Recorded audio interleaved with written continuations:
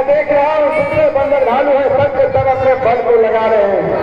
जब इतनी दूर जाएंगे इतनी दूर जाने वाले हैं, लेकिन जिनका अवतार ही हुआ है वो उस दिन काम के लिए वो हनुमान को चुप काट करके बैठे हुए हैं।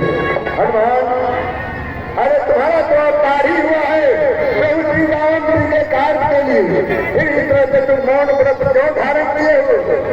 याद आया तुम्हें तो ऐसा भी श्राप मिला हुआ है कि जब तक तुम्हारे पद को कोई याद नहीं दिलाएगा तब तक वो फल तुम्हारे शरीर में ही आ सकता है।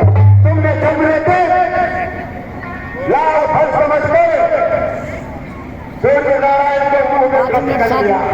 तुम्हारी माता आनंद गई थी फल लाने चलकर, तुम्हें भूख लगी थी, उसी समय सारे संसार में निकाल फैल गया।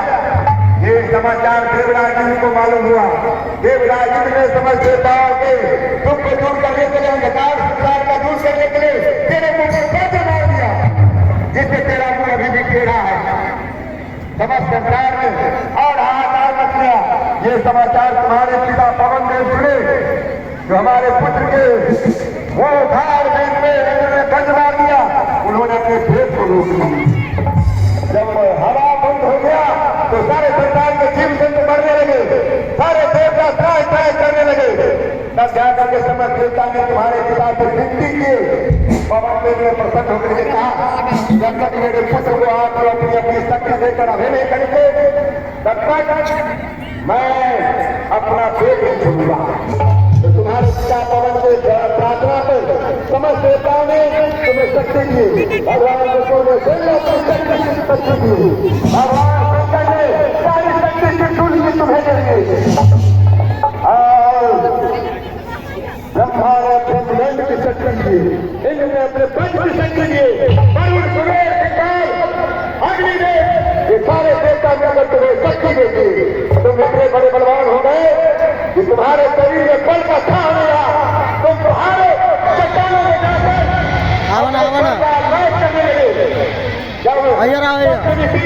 वीडियो बने बुआ के बुआ जो तुमने जाकर उस पर्वत को ही हिला दिया। वो महात्मा सब के सब समुद्र के किनारे गिर गए। उन्होंने क्रोधित होकर के श्राप दे दिया, तुझे अपने फल का बड़ा घमंड है, मैं तुझे श्राप देता हूँ। जब तक तुम्हारे फल को कोई याद नहीं दिलाएगा तब तक तुम्हारे शरीर में फल नहीं आएगा। उसी फल को याद करो हनुमान, तुम अपने फल को याद करो।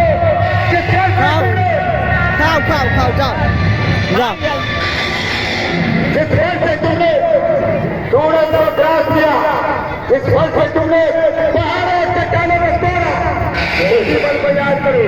तुम जंगल बल के नायक हो, तुम जंगल बल के नायक हो। वो ये साठ होगा तो साठ कर दो।